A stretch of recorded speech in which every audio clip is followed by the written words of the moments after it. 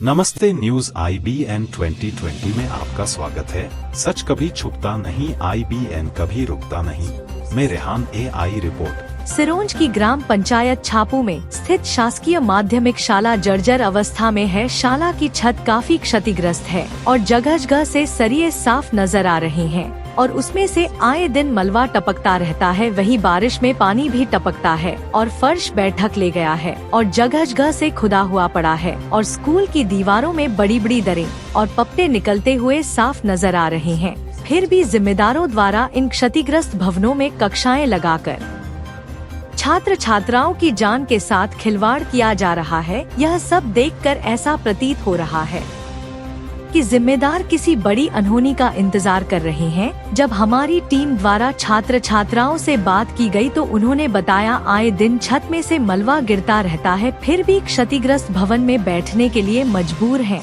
जब इस संबंध में स्कूल प्रभारी भूपेश जमींदार से बात की गई तो उन्होंने बताया कोई और भवन नहीं है, इसलिए मजबूरी में कक्षाएं इन भवन में आयोजित कर रहे हैं। मध्य प्रदेश विदिशा जिला सिरोंज से अब्दुल वाहिद खान की रिपोर्ट।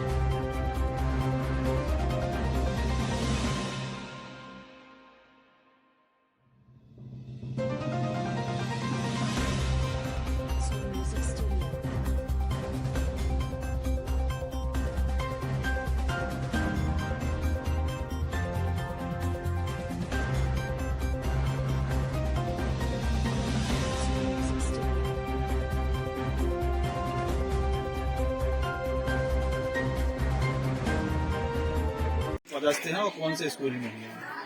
मेरा नाम भूपेंद्र सिंह राजपूत है। मैं अतिथि शिक्षक सामाजिक विज्ञान से। कितने वर्षों से हैं आप यहाँ पर? मैं 2013 से ज्वाइन हुई हूँ।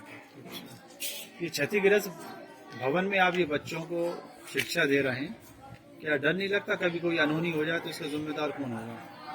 सर लगता तो है, लेकिन अब तो और व्यवस्था है भी तो नहीं है, बताना पड़ रहा है।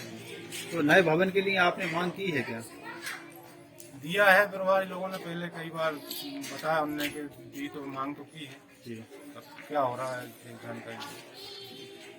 कौन सी क्लास के बच्चों को पढ़ाते हैं आप? मैं 6 से 8 तक हूँ। अब एकीकृत है तो 1 से 8 तक है। तो कितने बच्चे हैं आपकी क्लास में? 6 क्लास में 23 बच्चे हैं। 23 बच्चे आते हैं? 23 बच्चे कुछ नहीं आते, कभी कभी अदल बदल के आते हैं। स्टाफ में कितने लोग हैं? जी, स्टाफ में कितने लोग हैं? स्टाफ में 6, 5 अतिथि और 1। अरे मासू, क्या नाम है आपका और किस पद पे पदस्थ हैं? मेरा नाम भूपेश कुमार जमींदार है और मैं नवनियुक्त प्राथमिक शिक्षक हूँ और छापू में व्यवस्था में हूँ। और मैं चाहता हूँ कि स्कूल में सदैव सुधार हो और सब कुछ बहुत बढ़िया चले।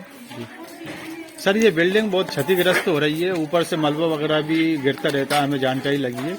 इस विषय में क्या हो सकता है? इसकी कोई आपने शासन प्रशासन को या जिम्मेदार अधिकारियों को अवगत कराया इस विषय में? देखिए, सदैव जब भी उन्होंने लिखित में मांगा है तो मैंने दिया है और ये लगभग 20 वर्ष से ज्यादा पुरानी होगी। मुझे इसके बारे में कोई आइडिया तो है नहीं जी। जो मेरे सामने है, जैसा मुझसे मैनेज हो रहा है, मैं बच्चों के लिए कर रहा हूँ जी। और मैं तो ये चाहता हूँ बच्चों के लिए अच्छी बैठक व्यवस्थाएं हों और सब कुछ अच्छा हो। अगर बिल्डिंग में सुधार हो सके तो ये तो बहुत अच्छी बात है। बच्चों के लिए उचित स्थान मिले, सबसे बड़ी बात सुरक्षित स्थान मिले बैठने के लिए। और क्या क्या मतलब यहाँ पर व्यवस्था होना चाहिए? किन चीज़ों की कमी महसूस हो रही है आपको? सबसे पहले तो ये बैठक व्यवस्था, बच्चों की क्लासरूम अच्छे हो जाएं और जो प्राथमिक की बिल्डिंग है उसके चारों तरफ अगर बाउंड्री हो जाती है तो बच्चों का खेल मैदान भी सुरक्षित हो जाएगा।